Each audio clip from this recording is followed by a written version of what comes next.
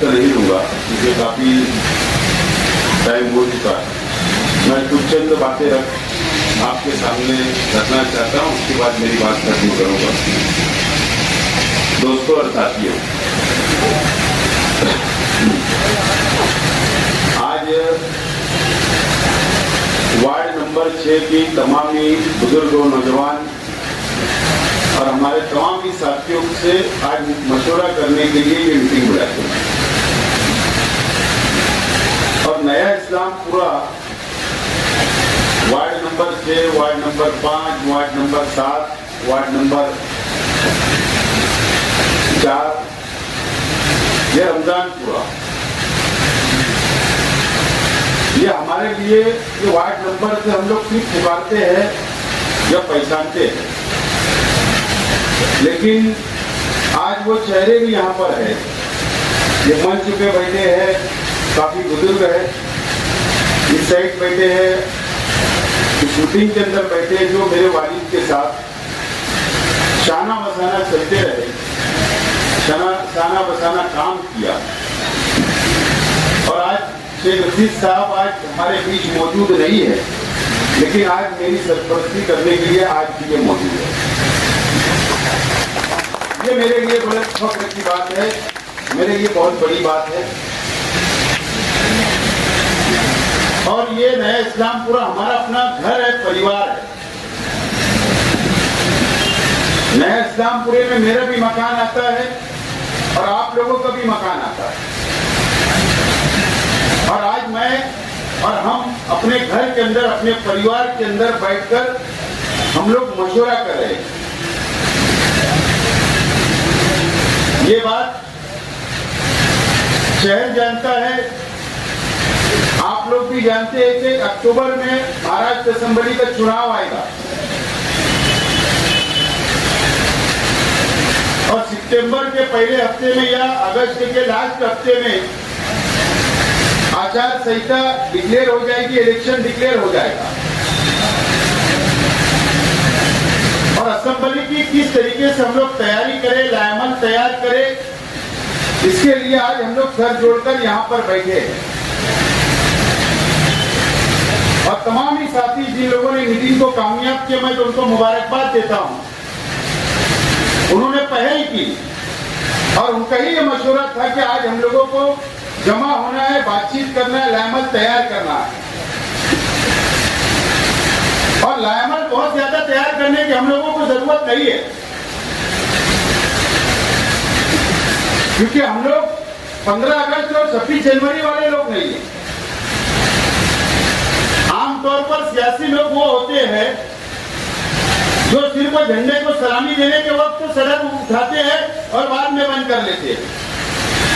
लेकिन हम लोग 5 साल आवाम के बीच में रहते, आवाम के मसाइल को हल करते, गरीबों के मसाइल को हल करते, बुनकरों के मसाइल को हल करते और आवाम में रहकर हमारा एक एक कार्यकर्ता और आप लोग और हम मिलकर ये शहर की खिदमत करते हैं।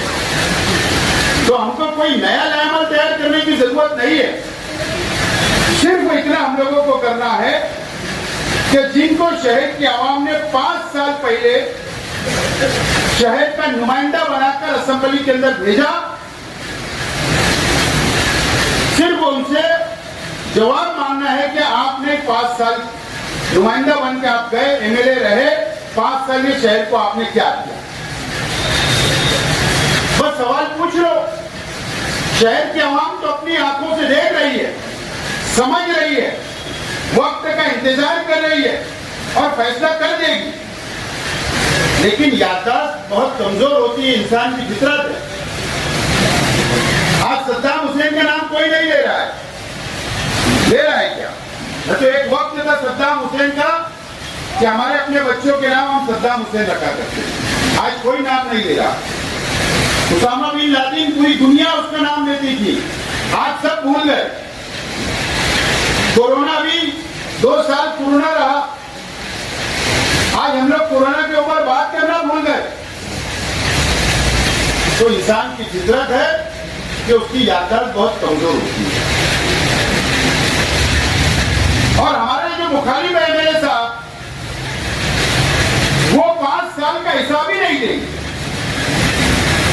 5 साल उन्होंने क्या किया क्या नहीं किया उसका हिसाब नहीं देंगे। सिर्फ वो एक नई बहस, रोजाना शहर के अंदर नई बहस शुरू होना चाहिए, उसके आवाम में बात करना चाहिए और आवाम में 5 साल भूल जाना चाहिए। वो एक हिकमत अमली अपनाकर आगे चल रहे। लेकिन हमको उनसे सवाल पूछना चाहिए।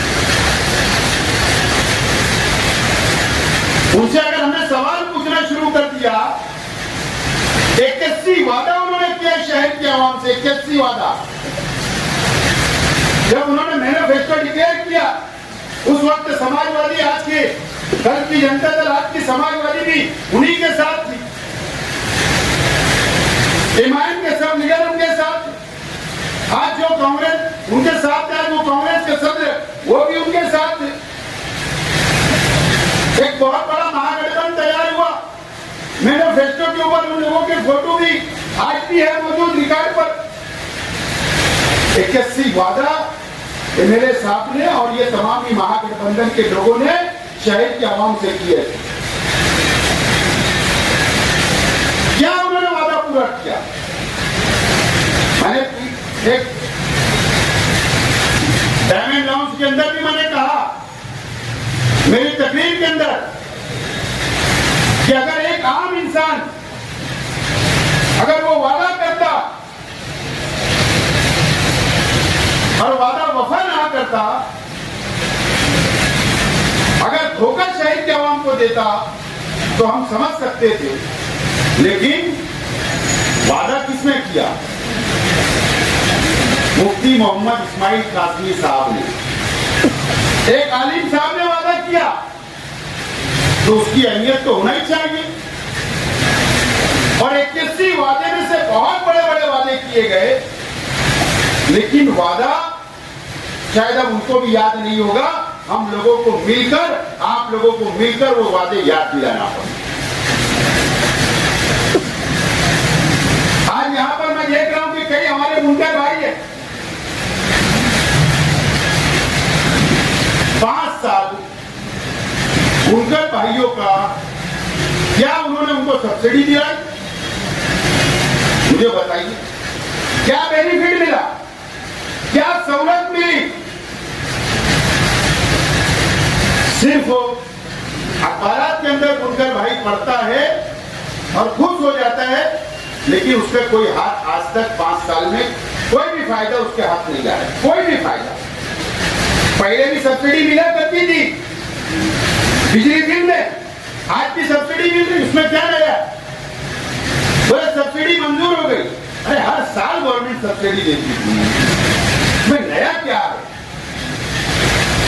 कोई नया नहीं है, कोई सहूलत नहीं मिली। टेक्सटाइल पॉलिसी बनाने के नाम पर बहुत मीटिंगें ली गई, स्टडी कमेटी आई, 2 दुकानें लगी, एक अंसार जमात खाने में दुकान लगी, बुनकर लॉन्च में, एक लोटस में लगी।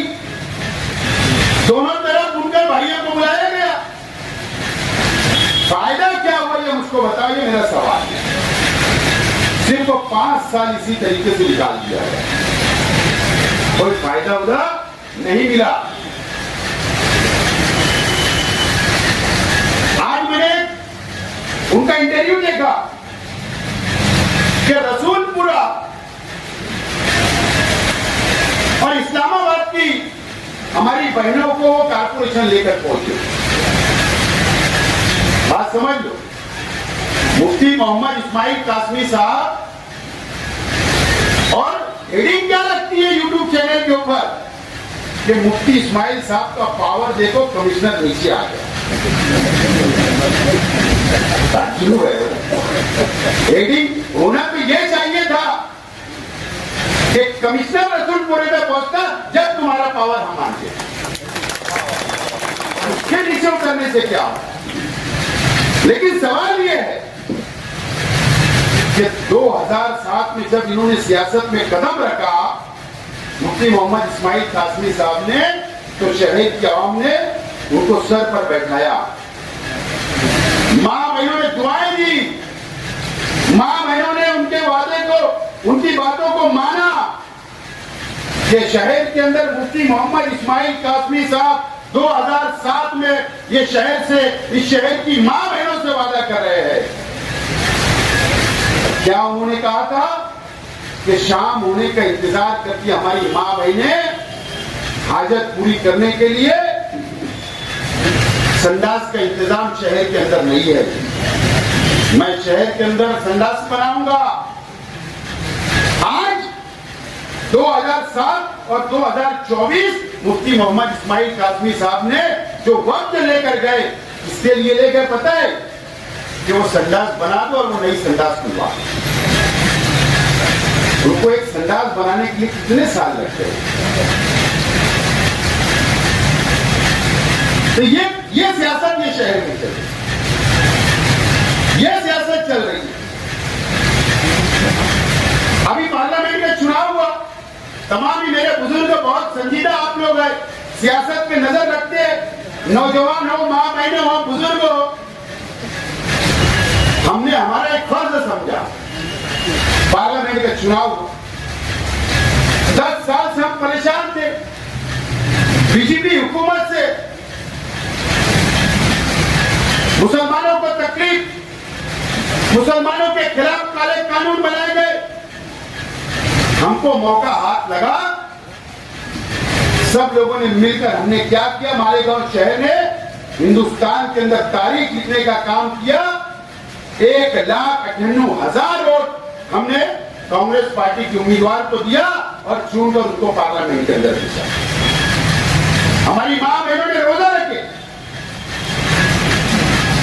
शहर के आवाम ने कोई फिक्र नहीं की, कोई इंतजाम हो ना हो, पैसा मिले ना मिले, वर्करी कभी वर्करों ने अपने अपने घरों से निकले और कतार लगा दी और वोट देकर आए और 1,98,000 वोट मिल गई। वो अलग बात है, भाजपा आज हमको टारगेट कर रही है, निशाना बना रही है मालेगांव वालों को। भारतीय जनता पार्टी के उप मुख्यमंत्री देवेंद्र फडणवीस साहब ने पार्लियामेंट के इलेक्शन के बाद उनके मीटिंग के अंदर, उनके पार्टी मीटिंग के अंदर कहा कि विशेष समाज मुसलमानों ने मालेगांव शहर के अंदर हमारे 5 असेंबली हल्के, तो 6 असेंबली हल्के हमारे थे धुलिया लोकसभा के, 5 में हम लीड मिला और मालेगांव ने हमारी लीड तोड़ दी और एक समाज ने लीड तोड़ी और हमारी सीट हार गई। उप मुख्यमंत्री ने बोल रहे, किरीट सोमैया ने ट्वीट किया, हमको जिहादी का 1,98,000 वोट दिए हमने।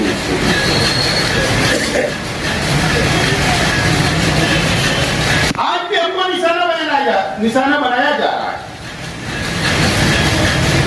लेकिन मालूम है आप लोगों को, मैं जिम्मेदारी से बोल रहा हूं, मेरे बुजुर्गों से मैं कहना चाहता हूं, इस शहर के आवाम से मैं कहना चाहता हूं, आप बात को समझो। 12 तारीख को, ये जो 12 तारीख गई है, जुमा का दिन, 12 जुलाई को महाराष्ट्र असेंबली यानी एमएलसी का चुनाव था।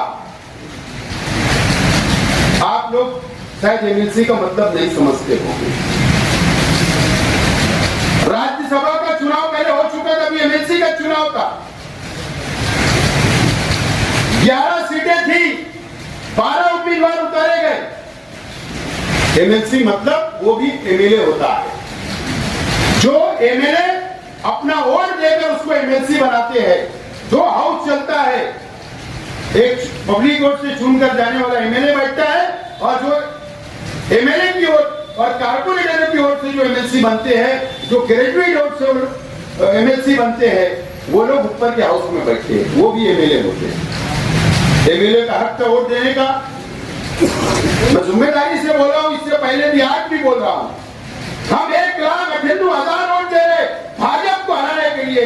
हमारे शहर के एमएलए साहब ने 12 जुलाई को भारतीय जनता पार्टी के उम्मीदवार को वोट दिया। किसको वोट दिया? भारतीय जनता पार्टी के उम्मीदवार को, बीजेपी के उम्मीदवार को वोट दिया। वो चुन कर आया और वो एमएलसी बन गया। सेकुलर सीट गिर गई। जयंत पाटिल जो सेकुलर आदमी है, वो कोकण का जो सेका पक्ष का बहुत बड़ा नेता है, वो इलेक्शन हार गया। ये कौन सा बात? हम भाजपा से लड़ रहे, यहाँ का मजदूर लड़ रहा, यहाँ का बुनकर लड़ रहा, यहाँ की माँ बहनें लड़ रही, और हमारे एमएलए साहब हमारी वोटों का सौदा वहां पर जाकर उन्होंने किया और भारतीय जनता पार्टी को वोट दिया उन्होंने। जिम्मेदारी से बोल रहा हूं, पूछ लेना किसको वोट दिया बोला आपने? आज तक उन्होंने ये नहीं बोला कि मैंने फला वोट दिया। आपसे इलेक्शन आ रहा है, कांग्रेस का उम्मीदवार भी था, सेका पक्ष के भी थे, वो आएंगे जब बताएंगे। इससे पहले अभी तकरीबन 2 साल पहले जब इमरान प्रतापगढ़ी राज्यसभा का मेंबर बना, उसी वक्त उसी दिन एमएलसी का भी चुनाव था, राज्यसभा का भी था। मेरे पास वीडियो है, होटलों में मीटिंग किए, टैक्सी से घूमे। उस वक्त भी इन्होंने भारतीय जनता पार्टी और बीजेपी के उम्मीदवार को वोट दिया और राज्यसभा के अंदर वो लोग गए। यह हमारी वोट का सौदा हुआ 5 साल। ये चुन कर आए जब 19 में, कौन सी पार्टी से? एमआईएम से। एमआईएम कौम के नाम पर, मजहब के नाम पर हमारे नौजवानों को भगाया गया, जज्बात से उनके खेला गया, मां बहनों के जज्बात से खेला गया, एनआरसी के नाम से वोट मांगा गया। एनआरसी किसने लगाया था? बीजेपी ने लगाई। उनके खिलाफ इन्होंने वोट मांगा और जाकर बीजेपी को उन्होंने वोट दिया। ये शहर के अंदर 5 साल हुआ है। कौन सवाल पूछे? और उस वक्त तो इन्होंने ड्राइवर भी नहीं लेके गए। मुंबई 12 तारीख को बिस्सी राणा थे, बिस्सी राणे घर के लोग ही जाते, ड्राइवर भी नहीं, पीए भी नहीं, दोस्त भी नहीं, कोई नहीं था साथ में। तो सौदा किया गया मुसलमानों की ओर। मैं तो बोलता हूं कि मजहब का सौदा किया गया, क्योंकि तुम मजहब के नाम पर, कौम के नाम पर तुम चुन कर गए। इसका जवाब आपको मांगना पड़ेगा। जिम्मेदारी से बोल रहा हूं, उनसे पूछ रहे, नहीं बताएंगे तुमको हमने किसको। ये 5 साल उन्होंने किया। उद्धव ठाकरे की हुकूमत गिरी,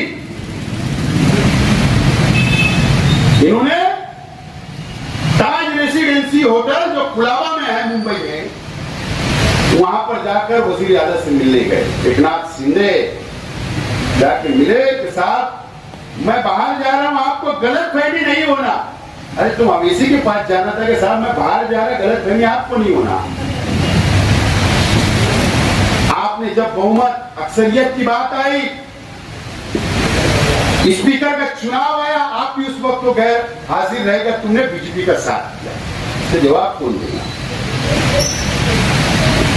एमएलए का ये काम नहीं होता। एक विचार, एक सोच, हम क्यों बीजेपी को वोट नहीं देते मुसलमान? क्योंकि हमारा और उनका नजरिया नहीं मिलता है, बस इतनी बात। वो हमारे मजहब के खिलाफ रहते, मुसलमानों के खिलाफ रहते, बस इसीलिए हम उनके खिलाफ रहते। और मैं तो उनमें क्या बुराई है, लेकिन एक सोच लेकर हम चल रहे हैं। एक गरीब जिसको नहीं समझता, जो भीख मांगता, उसको भी समझता अगर वो मुसलमान है कि मैं बीजेपी को वोट नहीं दूंगा। तुमने तो सब ताक पे रख दिया, बीजेपी को वोट दे दी, उनके हाथों को मजबूत किया। एक जवाब तुमको शहर को देना पड़ेगा। बुनकर भाइयों के लिए तुमने क्या किया, उसका जवाब आपको, आपने कैसे वादे किए, उसका आपको जवाब देना पड़ेगा। ठीक है, पीछे 5 साल शहर के अवाम ने जो फैसला किया, मैं मंजूर है मुझे, लेकिन मैं चाहता तो मैं, अनीस हजरत साहब ने कहा कि आप आराम करो, लेकिन ऐसा नहीं है। ये शहर के अवाम हमारी अपनी है। इलेक्शन अगर कोई लड़ते है तो हार और जीत होती है। हम आपके बीच में रहे, शहर के बीच में रहे, आवाम के काम किए, चाहे वो कोई एक बुनकर भाई उसको ये नहीं इल्जाम लगा सकता कि हम शेख आसिफ के पास गए, उसने हमारा काम नहीं किया। मैंने सबका काम किया। 5 साल कोई भी शख्स मेरे पास आया, मैं उन लोगों का काम किया, मजदूर आए उनका किया, माँ बहनें आई राशन के लिए आए, पावर बिजली के लिए आए, हॉस्पिटल के लिए आए, सबको मैंने काम किया। वापस आज इलेक्शन आ रहा है, वापस मैं उम्मीदवारी कर रहा हूं, आपसे मैं अपील करने के लिए यहाँ पर आप तमाम ही लोग मेरी सरपरस्ती भी करिए, मेरा साथ दीजिए और मुझे एक मौका आप वापस दीजिए, एक मौका भी इंशाल्लाह वापस दो। मैं आप लोगों से वादा करता हूं, शहर की आवाम से वादा करता हूं, मैं आपका सर कभी मैं झुकने नहीं दूंगा, कभी झुकने नहीं दूंगा, आपके ऊपर कोई आंच आने नहीं दूंगा, चाहे किसी की भी हुकूमत बन जाए। मैं ढाल बनकर खड़ा रहूंगा, मैं बोल रहा हूं आपसे, वादा कर रहा हूं। कोई भी शख्स हो, कोई भी व्यापारी हो, कोई भी धंधा व्यापार करने वाला हो, मैं तमाम ही लोगों को साथ लेकर चलूंगा, शहर को साथ लेकर चलूंगा। एक मौका आप मुझे, मेरा तजुर्बा असेंबली के अंदर मेरे पिछले 5 साल की तकरीर आप निकाल लो, ये 5 साल की निकाल लो, उसकी तुलना कर लो, ये 10% भी इन्होंने मेरे जैसा काम नहीं किया, 10% भी। असेंबली के अंदर जो मुद्दे हमने उठाए, आखिरी तकरीर उनको क्या करना चाहिए था मुझे बता दो। एक तरफ अबू आसिम आजमी ने तकरीर किया, उसी दिन क्या बोला उन्होंने कि मराठाओं को रिजर्वेशन देने की बात इस महाराष्ट्र में हो रही, उन्होंने कहा कि मुसलमानों को भी रिजर्वेशन दो, यह आखिरी तकरीर हुई। इन्होंने क्या किया, शेख आसिम बैठक करो, अबू आसिम बोले मुसलमानों को रिजर्वेशन दो। अरे आप कम से कम ये तकरीर कर देते कि मुसलमानों की हिमायत में 2 लफ्ज बोल देते, हमारे बच्चों को स्कॉलरशिप दो, हमारे बच्चों को तालीम दो, हमारे बच्चों को रिजर्वेशन दो, मदरसों की हिफाजत होना चाहिए, मस्जिदों की हिफाजत होना चाहिए, कम से कम ये बोल के आ जाते।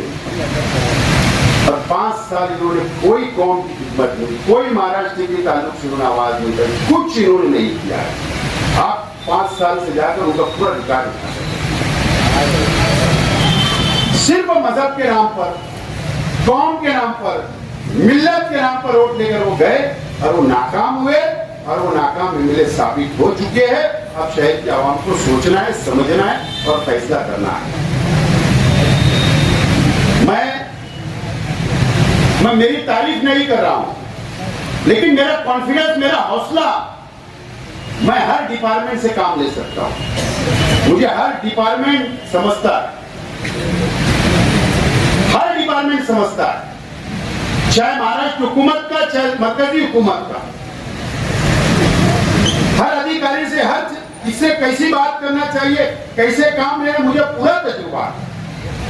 कोई मैं नया नहीं आपके सामने वोट मांगने आ रहा हूं, तजुर्बे की बुनियाद पर आपने आजमा चुके मुझे 5 साल पहले पीछे, 14 से 19 तक उर्दू घर आपके सामने, फ्लाईओवर ब्रिज की मंजूरी मैंने लाया, फंड मैंने लाया, लेट भी हुआ तो उनके वजह से हुआ, हिल स्टेशन बना हुआ खंडर हो गया, उसको देखने वाला कोई नहीं था, बच्चों को किताबें तकसीम किया, चाहे प्राइमरी की हो चाहे हाई स्कूल की हो, कंप्यूटर तकसीम किया, असेंबली में नुमाइंदगी किया, आवाज उठाया, फंड लाया, बहुत कुछ मैंने शहर के लिए किया। ये तजुर्बा है मेरा, वो नहीं बता सकते इमारत के मैंने किया हूं, एक इमारत नहीं बता। तो दोस्तों, आज मैं ज्यादा आपको वक्त नहीं देते हुए, लेकिन मैं आपसे अपील करता हूं कि ये शहर के सियासत का, ये शहर के मुस्तकबिल का टर्निंग पॉइंट है।